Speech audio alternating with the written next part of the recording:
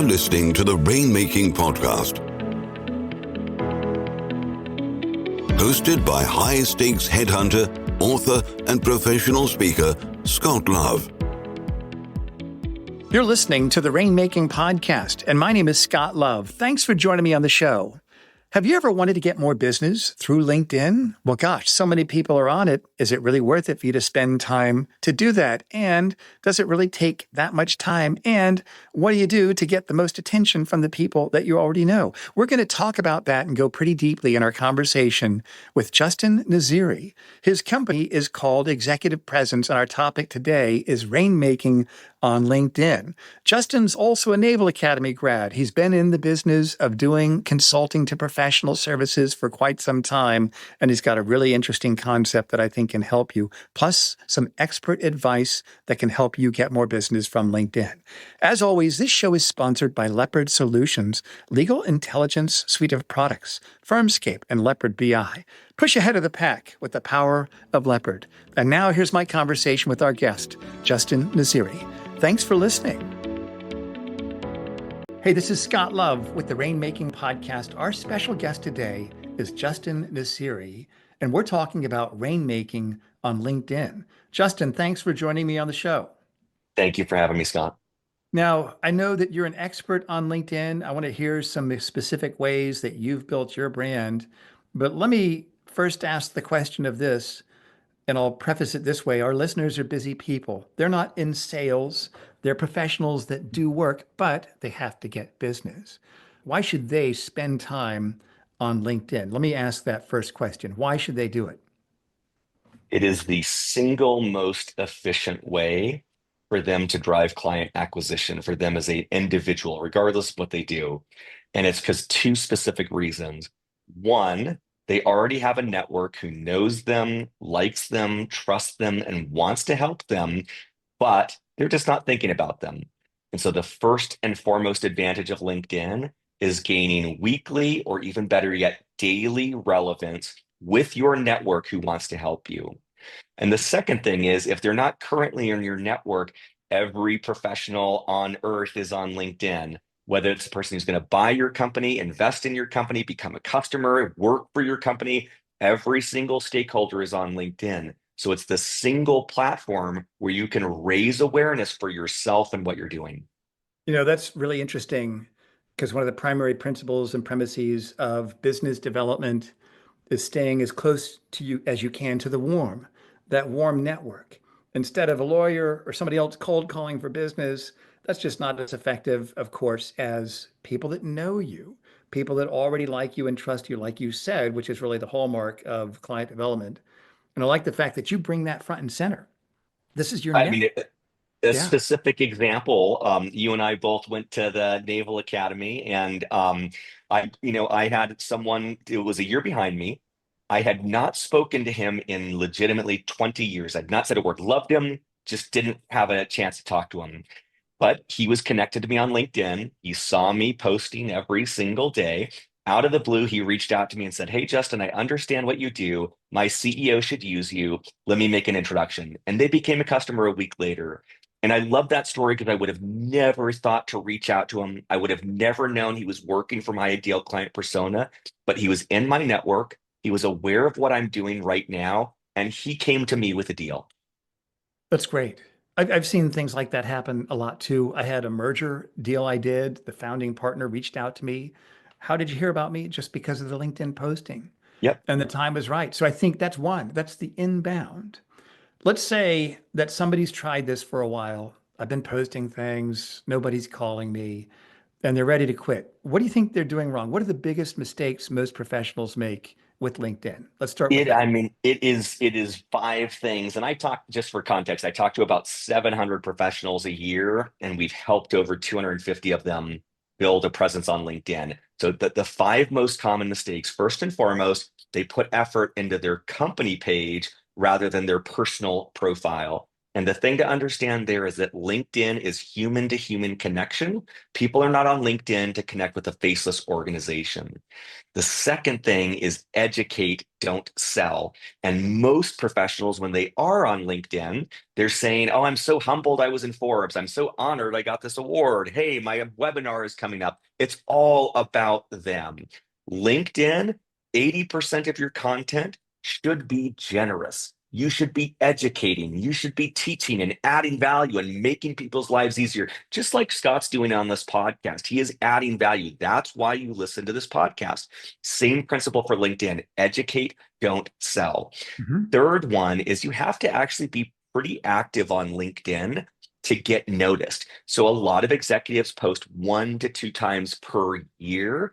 Our data suggests that if you need to be posting 1 to 5 times per week. It is a lot of content, but that's a lot. There's a lot of noise out there, and not everyone is on LinkedIn every day. So to get noticed, you have to actually be very active on LinkedIn.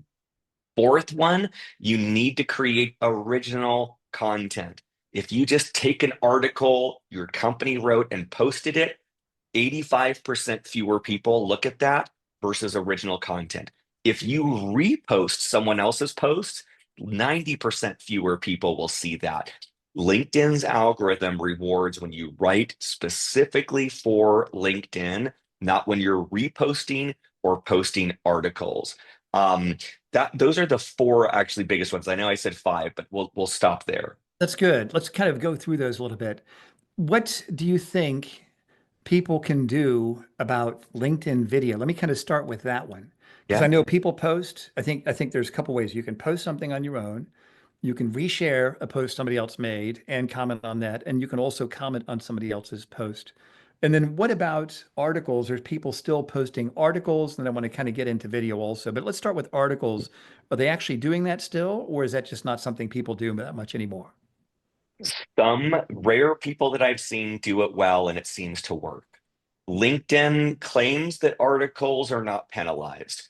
Our data across hundreds of clients shows that if you put an article or if you put specifically a link in your post, it's going to get less views. And our theory is that if you're driving people outside of the news feed, LinkedIn doesn't want that. They want people to stay in the news feed as long as possible. Right. And so what we still do with our clients is we will link to the article in the comments. It seems like that doesn't impact it, but we won't put it in the body of the post.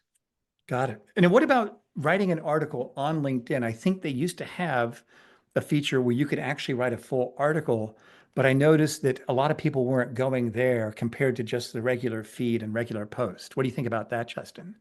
I think if you're going to do long form content, which an article is, do a LinkedIn newsletter, but I'll give you some specific caveats there. LinkedIn allows you once in your lifetime to start a newsletter, and they will notify everyone in your network that you've started a newsletter. So when I'm working with someone, I usually say, hey, man, until you have about 5,000 followers on LinkedIn, let's not worry about the newsletter because we want to make sure that when you launch your newsletter, you've got as big a network as possible to see that. And what I love about the newsletters is that, first of all, when you launch it, they send a notification to everyone in your network, which is great. You're going to get a lot of subscribes right there.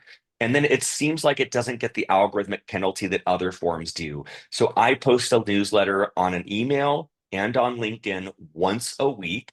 When I post it, it doesn't get a lot of love in the news feed, but I get a lot of reads within the newsletter. And I've gotten a lot of customers who would do that. And last thing I'll say on newsletters and articles, a LinkedIn post, it's like a nail. It's like one point, you just drive it home. There's no nuance. But the great thing about newsletters is you have a lot more length and you've got a lot more variety in the format of putting images in that you can take time to go deeper and more nuanced on an issue. So I love the 1-2 combo of posting on LinkedIn, short, straight to the point, very, one point, and then the newsletter where you can introduce more complexity and go deeper. So let me understand this correctly then. Is this actually a newsletter that's published within LinkedIn? Correct. Never heard of that. I mean, Yep. I don't know everything. That's why I have people like you on here to educate all of us. Yep. But how does one go about setting up a newsletter on LinkedIn? Is there a special spot on LinkedIn that you need to find? If you Google it, it will take you 2 minutes to do, and you basically need an image, and you just need, the copy for the newsletter. And I think that there are best practices. I think that it's great to do bottom line up front. And so my newsletter, I always start with the key takeaways, right, executive summary right at the top. Then I go deeper at the end. I summarize it. I try to link to other related articles. But the great thing is it's 2 minutes or less to set up a newsletter. It's not a heavy lift. That's great. Well, that's a win. That's great. So tell me about video, people doing Yeah. live video. Is that something still people do, or what do you think about that? So I have a lot of thoughts on video, and why this is relevant is that LinkedIn appears to be experimenting heavily with video, especially on their mobile app. And specifically, there are people getting millions of views for their video. And so there is kind of like, it seems like we're in this period of time where video is in the spotlight. My first and foremost recommendation is I believe the formula for success on LinkedIn is great content published frequently. Great content is easy to understand. That's generous, that's educating, that's teaching with authority. But published frequently is that specific one, which for me is publishing content 1 to 5 times per week. Now, if you are listening and that's not realistic, what I would say is, what could you realistically do for the next 12 months? If you can realistically post once per month for the next year on LinkedIn, then great. Do once per month. That's better than nothing. If you could do every other week, do that. If you can do every week, do that. But the key is you want to have a consistent cadence. Now, why this relates to video is that for most people on the planet, video takes more time than writing. In the same amount of time that I could create one video, I could probably crank out 3 written posts. And so for the average human being, I say, look, man, don't worry about video. Instead, write 3 great posts. Even better, put a photo to go along with it. You'll get 115% more views if you have an original photo to go along with it. Just do text and text with image, but be consistent. Now, if you are really natural on video and maybe you can crank out a video faster than you could write, or maybe you can do that consistently, then I say, okay, if you're able to do once a week and you want to do video, then great, do video. Here's my advice with video.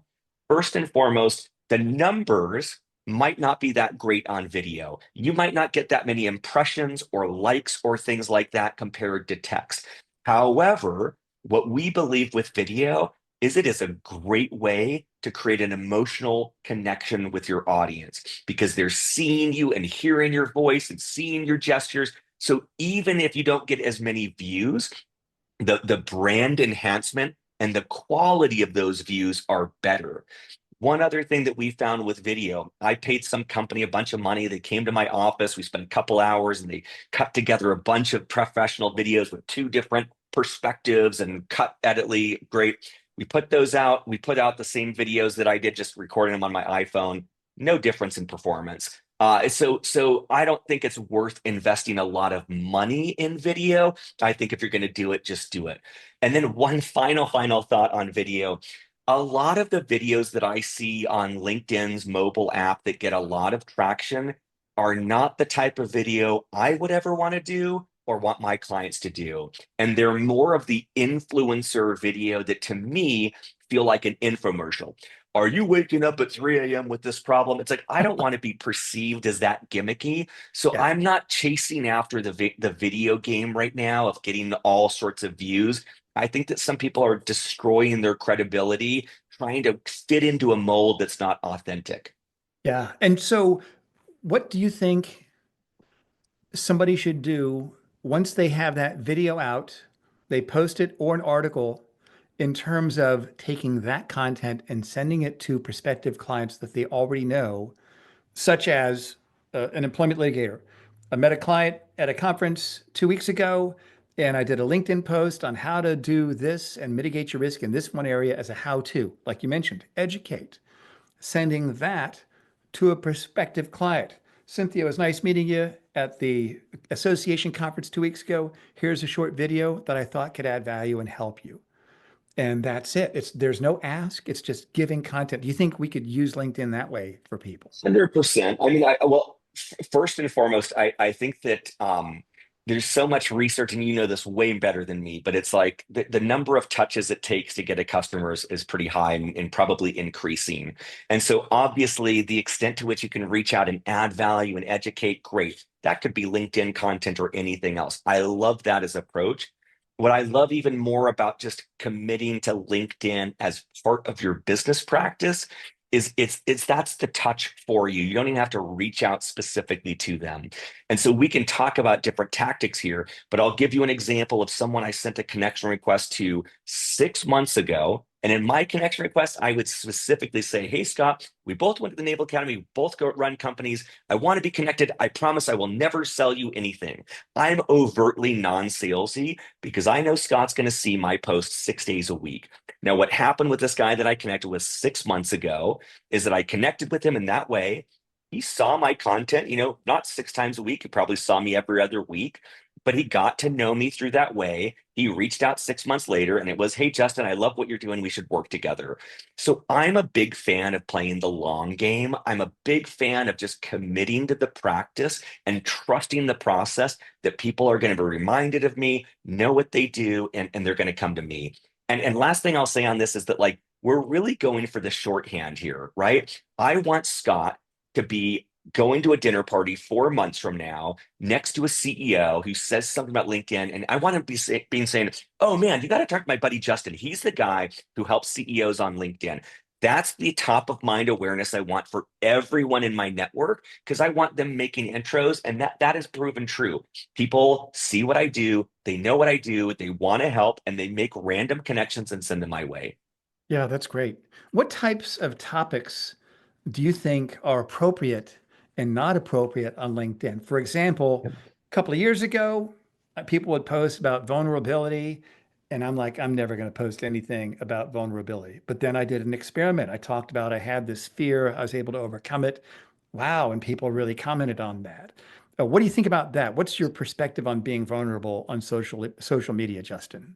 Well, first and foremost, my view is authenticity sells. And if you are listening to this podcast, there is something about you that attracts customers or employees or investors or whatever else. So, my premise is we want to make it as high fidelity as possible. We want it to be as authentic as possible. So, there are people, like you said, that would never be vulnerable. They shouldn't be vulnerable on LinkedIn. That's not authentically who they are. It's not working in life for them. So don't try to be something else. So first and foremost, be authentic. I will tell you, second of all, we generally take an approach with clients where we want them posting on a couple different pillars. The first one is industry insights. That tends to be the biggest pillar. That's the educational piece. And the shorthand here, picture the Venn diagram. What could you speak about with authority? And what does your target audience care about? And that intersection is where you live. I may not love outdoors and camping, but if my target customer doesn't care about camping, why on earth would I talk about that? So that's industry insights. The second piece of this pillar is career journey and leadership. So in Scott's case, I want him to share stories from the Navy and the Naval Academy and earlier jobs. I want him humanizing himself. Hey, when I got my first job, I made this mistake, but this is what I learned. It's a way of building credibility and connection, but it's also a way of educating people. The third pillar is obviously going to be company promotion. If you're doing this for your company or your business, you want to promote that 20% or less, but we want it to be story driven. So for me, I want to talk about my team. I want to share stories about clients. I want to talk about things we're doing, origin stories, values, things like that. And then the last one, and this is always the hardest sell for an executive, personal posts. They always do the best. But for that, I always recommend using the dinner test rule. And that is, if I packed a dinner table with your target prospects, what would you talk about besides work? If you would talk about travel in that environment, great. Talk about travel on LinkedIn. If you would talk about religion or politics in that environment, great. Talk about it on LinkedIn. I sure wouldn't. I would talk about my kids at a dinner party with prospects. So I'll talk about my kids on LinkedIn. So that's kind of me, the litmus test for the personal stuff that you would talk about LinkedIn. If you wouldn't do it over dinner with one of your clients, don't do it on LinkedIn. Yeah, that's great advice, Justin. You mentioned different types of stories. You talked about origination story. Have you thought about any sort of systemized approach to looking at story building like that? We, yeah, we do. We just brought on a director of content. She came to us from Adweek, and she's really revolutionizing our approach to this. Um, One is just realizing the value of emotion. And I think that it's funny because a lot of the clients that we start to work with, they're more intellect. It's more of like, I want to share all of this data about the technical specifications of our product. And it's like, no one comes to LinkedIn for that. But if you tell the story about how that product came to life, or the story of a challenge the team had bringing it to life, or a story of the insight that brought that product to life, stories really drive connection on LinkedIn. And if you can bring emotion into it, all the better. I'm personally a big fan of a format that's kind of like a flex with vulnerability. So Scott might say, hey, I'm obviously making this up, but I've helped place over 1,000 different executives in great companies in the last 10 years. Here's one mistake that I've made. It's a great flex, followed by some vulnerability that pulls people in. It doesn't come across as humble brag. Hey, I grew my company from zero to $3 million in 3 years, bootstrapping it. Here's three things I wish I would have done differently. I think it's a good balance of like, look, I have authority here. I have a reason to say something worth listening to, but I'm also realistic about where I went wrong. I'm not just doing this to beat my chest and get attention. Yeah, that's great, Justin. This is really good. I mean, I think we've just covered the tip of the surface here. So I want to have you back on the show to go a little bit deeper. But if Yeah, we I'd love could that. summarize three action steps. People Yeah. listening to this, professionals who are busy, who think, I'll just delegate marketing to the marketing people. No, they need to do this. If we could summarize that in three action steps, what would those three action steps Yeah. be? First and foremost, block 30 minutes and clean up your LinkedIn profile. Your LinkedIn profile is a sales funnel for your company, and every section should be selling you and your company. And I will get a link to Scott. It's called the CEO's Guide to LinkedIn. There is a whole section about how to clean up your LinkedIn profile. Just devote 30 minutes to it. You can do 30 minutes a year, and it's the best 30 minutes, most productive 30 minutes you'll have. Second of all, comment on LinkedIn. It can take time to develop the courage to post, but commenting is a great way to get visibility. Specifically, if you find someone who has a similar customer set as you, but a larger audience, be one of the first persons to comment on their post and add value. I've gotten clients that way. Someone said, hey, I'm friends with so and so as well. I saw you commented on this post. It was really insightful. I saw your title. It was interesting. I went to your profile. It looked good. And then they became a customer. So So don't undervalue. let me Yep. ask you about this before we go to number three, because this is Yep. interesting. How do we get to be the first one to post on or comment on that person's post? I post every single day at 7 a.m. Mountain Standard Time without exception, except on Sundays, right? And most people who take LinkedIn seriously post at the same time every day because they've trained their audience. That's when they post. They know that many people are going to be commenting on it, and people will literally show up to comment at that set time. Like I have like 3 to 5 people who will show up every day and comment on my posts, right? It's great for me, great for them.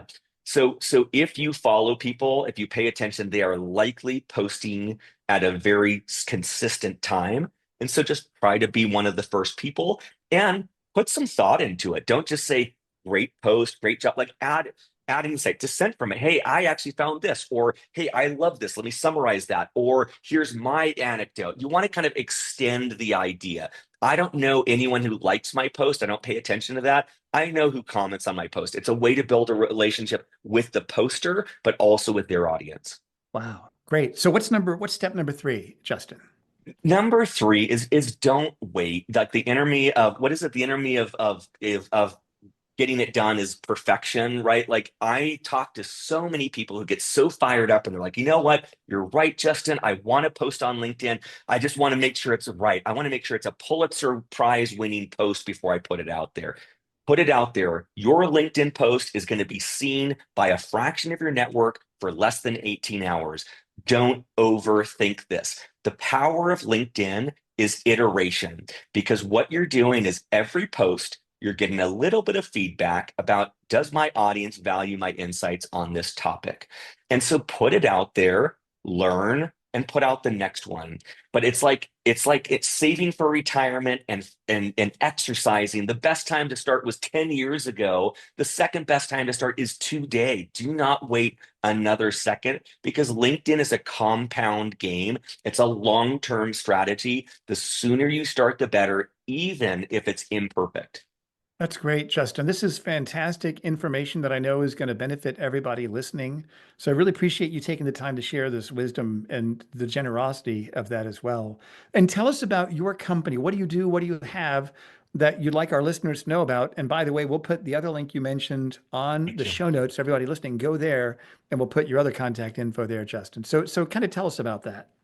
I really appreciate that. So we work with executives and we help them raise awareness and credibility for their company on LinkedIn through their personal thought leadership. So we do that in 3 ways. We create their content strategy. We interview them each month to be able to create content and post it on their behalf. And then most importantly, we do the data analysis. So every 3 to 4 months, we look at all of the data and we revise that content strategy based on what is working and what is failing. So it's a very iterative approach. It's a done-for-you service. It takes an hour and 15 minutes of our clients' time per month. And in exchange, they get daily or weekly posts on LinkedIn and ever-expanding influence on LinkedIn. That's great. Do you direct them on certain topics, certain things to talk about? Yes, absolutely. Like all of my content is because I show up with my team and they ask me questions. They say, hey, Justin, you just were at this event. What did you think? Hey, Justin, what's your thoughts on this? Hey, Justin, tell us about a time in the Navy when this happened. So I just show up. It's literally like being on a podcast. I just show up and kind of answer questions, and then they make me look smart on LinkedIn. That's great. Is it all done over video? And I don't want you to share your secret sauce, but somebody looking to do this with you, is it all video postings or content that you pull out of that? We still do text and text with photo primarily. We can do video if the client wants video, but the interview is done just like you and I are on Zoom right now. We do it over Zoom. The main difference is my team is ex-consultants from McKinsey, Bain, BCG, and Accenture. So you've got someone who's comfortable interrupting you, pushing back, reframing things. They're really a thought partner as you think through how you want to say something. That's great. Well, thank you for telling us about that, Justin, and thanks for being here on the show. And I'd love to have you back on in the future. I'd love to come back, Scott. Thank you. Thank you for listening to the Rainmaking podcast. For more information about our recruiting services for international law firms, visit our website at attorneysearchgroup.com. To inquire about having Scott speak at your next convention, conference, sales meeting, or executive retreat, visit therainmakingpodcast.com.